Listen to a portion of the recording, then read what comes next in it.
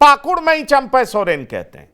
कि हमारी सरकार बनते ही घुसपैठियों को दूध में मक्खी की तरह हम बाहर निकाल फेंकेंगे। अब आप समझिए कि चंपई सोरेन को क्या टास्क मिला।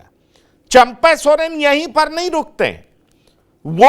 अपने समाज के लोगों को बहुत कुछ याद दिलाते हैं। यह मैं आपको बताना चाहूंगा। वो कहते हैं कि हमारे पूर्वजों ने अंग्रेजों से भी लोहा लिया था। सिदो कान्हो, चांद भैरव, फूलो झानो ने महिलाओं की इज्जत, जल, जंगल, जमीन और संस्कृति की रक्षा के लिए अंग्रेजों से लोहा लिया था। आज फिर हमें जल, जंगल, जमीन और संस्कृति की रक्षा के लिए एकजुट होकर सामने आना होगा। समझ लीजिए कि ये बात चंपई सोरेन बोल रहे हैं, उनके बगल में सीता सोरेन खड़ी होती हैं, हेम्ब्रम होते हैं, और ये बात बहुत साफ समझ में आता है कि सिर्फ कोल्हान ही नहीं बल्कि पूरे संथाल परगना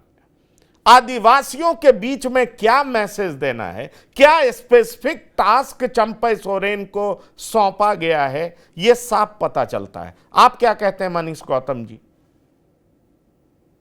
पंकज जी, इस संदर्भ में दो तीन बातों को पहले समझना होगा कि हमारे देश में जो 4 राज्यों में विधानसभा चुनाव होने हैं, जिसमें 2 के लिए तारीखों की घोषणा हो चुकी है और महाराष्ट्र और झारखंड के लिए इस महीने या अगले महीने के शुरुआती सप्ताह में कभी भी घोषणा हो सकती है। इन 4 राज्यों में अगर कोई एक राज्य है जहां पर बीजेपी अपने को मजबूत स्थिति में पा रही है तो वो है झारखंड। हालांकि वो चाहती है कि किसी भी तरह से इस राज्य को कन्विंसिंगली जीता जाए, और इसी को ध्यान में रखते हुए चंपई सोरेन को जेएमएम से ला करके बीजेपी में शामिल कराया गया और उनको एक बहुत बड़ा टास्क सौंपा गया है। 2024 का जो लोकसभा चुनाव हुआ है झारखंड में, उसमें भले ही एनडीए की 14 में से 9 सीटों पर जीत हुई, पिछले बार की तुलना में 3 सीटें कम हुई हैं, लेकिन असेंबली सेगमेंट वाइज अगर हम देखें तो भारतीय जनता पार्टी को 47 विधानसभा क्षेत्रों में लीड है। लेकिन जो पिछली बार झारखंड की विधानसभा चुनाव हुई थी झारखंड में, उसमें आपने जिस कोल्हान क्षेत्र की चर्चा की है, वहां 14 में से 13 सीटों पर जेएमएम की जीत हुई थी, और उस जीत के रणनीतिकार चंपई सोरेन थे। और ना सिर्फ रणनीतिकार थे, बल्कि पार्टी ने उनको फ्री हैंड दिया था कि वो अपने को उस क्षेत्र में केंद्रित करते हुए रणनीति बनाए, रणनीति का क्रियान्वयन करें और पार्टी की झोली में ज्यादा से ज्यादा सीटें जीतकर डालें। अब भारतीय जनता पार्टी को यह लग रहा है कि चंपई सोरेन को यहां ला करके 2 चीजों को, 2 मकसदों को हासिल करना चाहती है भारतीय जनता पार्टी। ये जो झारखंड है, वहां पर 28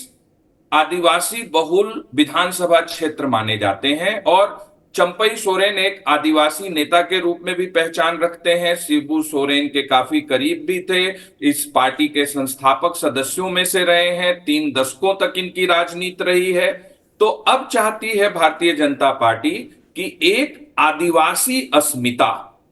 और दूसरा कोल्हान क्षेत्रीय अस्मिता को आगे बढ़ा करके कोल्हान क्षेत्र की सीटों को भारतीय जनता पार्टी चंपई सोरेन के माध्यम से जीते और उनके छवि का प्रयोग करके अन्य जो आदिवासी बहुल विधानसभा क्षेत्र है वहां भी वो बेहतर प्रदर्शन कर सकें। इसलिए इनको काम क्या दिया गया है कि आदिवासी अस्मिता के लिए,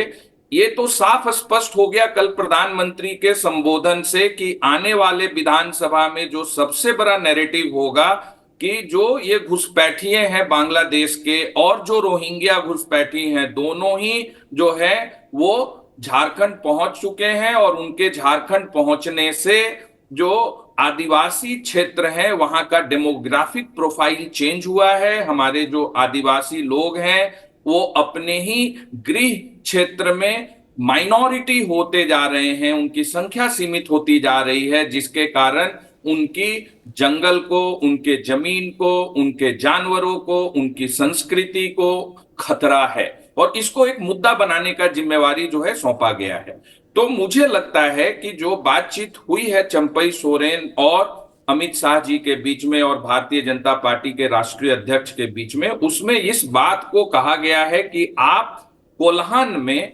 13 में से अगर आप 7-8 सीटों को भी भारतीय जनता पार्टी को जिता देंगे और अन्य आदिवासी क्षेत्र में थोड़ा सा स्विंग करा पाएंगे अपने कारण, बाकी अन्य कारणों से भी कुछ स्विंग होगा, तो हम बहुत कंफर्टेबली वहां पर सरकार बनाएंगे। और अगर हम वहां पे सरकार बनाएंगे तो तभी आपको जो है किसी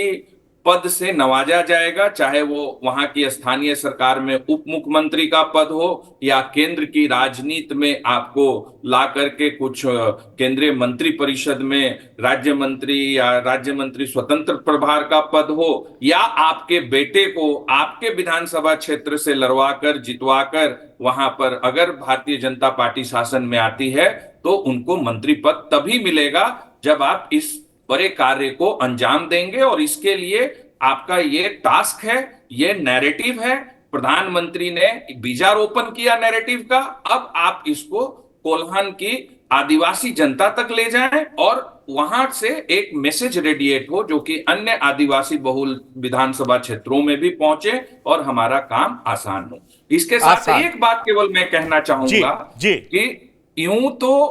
ये एक अच्छा स्ट्रैटेजी है, लेकिन इसका एक काउंटर भी बहुत जो दिख रहा है कि क्या भारतीय जनता पार्टी एक आयातित नेता पर इतना भरोसा कर रही है, जबकि अभी वहां पर भारतीय जनता पार्टी का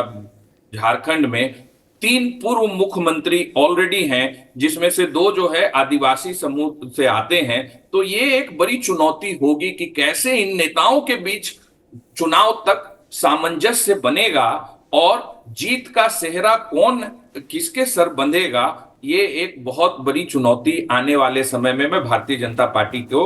देख पा रहा हूं झारखंड की राजनीति।